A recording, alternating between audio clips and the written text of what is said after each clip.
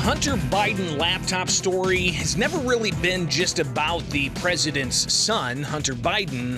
It's really been about the questions of conflicts of interest, of corruption, of pay to play, of influence peddling with the Biden family as a whole. And the Biden laptop story's not been just about, Biden's drug use or, his proclivity towards women of the evening, shall we say. It's really been about the emails showing coordination with business partners taking in donations or contributions or just payments from foreign countries and foreign companies, and what seems to be a scheme to then divvy that money to the Biden family, including, quote, the big guy, who some speculate is the president of the United States. And this has a lot of people concerned, especially since before November of 2020, before the election, you had the New York Post sharing the Biden laptop story, and that story was suppressed by social media, and it's caused a lot of concern. Some people had said in polls that if they knew about the Biden laptop before the 2020 election, they would have not voted for Biden. So the suppression of that, could it have impacted the election? Some say it's election interference. Well, House Republicans, now that they've got control of the House and they have the majority in Congress for the U.S. House, they're digging deep into this, and they're getting ready to find the FBI in contempt for not turning over information to the public. James Comer, yesterday, he's the chairman of the House Oversight Committee.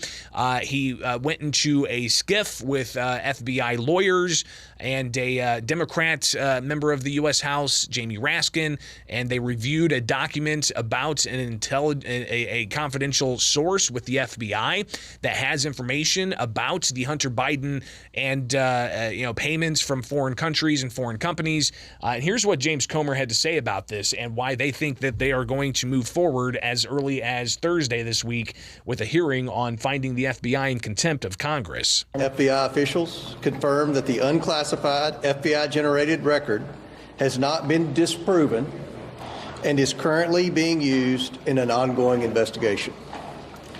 The confidential human source who provided information about then Vice President Biden being involved in a criminal bribery scheme is a trusted, highly credible informant who has been used by the FBI for over 10 years and has been paid over six figures.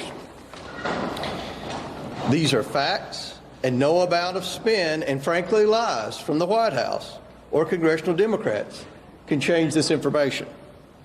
At the briefing, the FBI again refused to hand over the unclassified record to the custody of the House Oversight Committee, and we will now initiate contempt of Congress hearings this Thursday.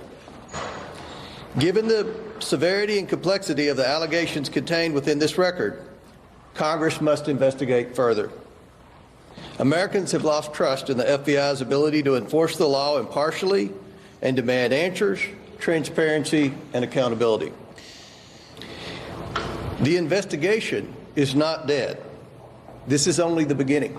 So again, that's James Comer, Republican from Kentucky, and sharing that they are indeed going to move forward with contempt of Congress hearings for the FBI director, Christopher Wray. And this also is another pretty alarming headline. FBI afraid informant in Biden bribery scheme could be killed if unmasked, according to U.S. Representative Anna Luna from Florida. She said, just left the meeting from House Oversight. The FBI is afraid their informant will be killed if unmasked, based on the info that he has brought forward about the Biden family. That was posted on social media after the FBI briefed the House Oversight Committee and Accountability Committee yesterday about the unclassified document alleging that then Vice President Joe Biden engaged in a $5 million bribery scheme with a foreign national in exchange for certain actions. So what's interesting is, why isn't this plastered all over corporate media like CNN and MSNBC or ABC and all of the other news networks outside of Fox News? especially since, I mean, this seems to be credible allegations and there's a clear paper trail. It's already been dug up, including the emails and bank records that House Republicans have gotten. But what we had for, 2, 3, 4 years, even to this day, from corporate press about former President Donald Trump, Russia, Russia, Russia, he's a Putin stooge, Ukraine this and that, all of those things, didn't necessarily pan out, and yet we had just wall-to-wall coverage. It really makes you think about just how much truthful information you're getting from corporate media. We'll be back with more. It's 7 o'clock. Fly SPI Studios. Take the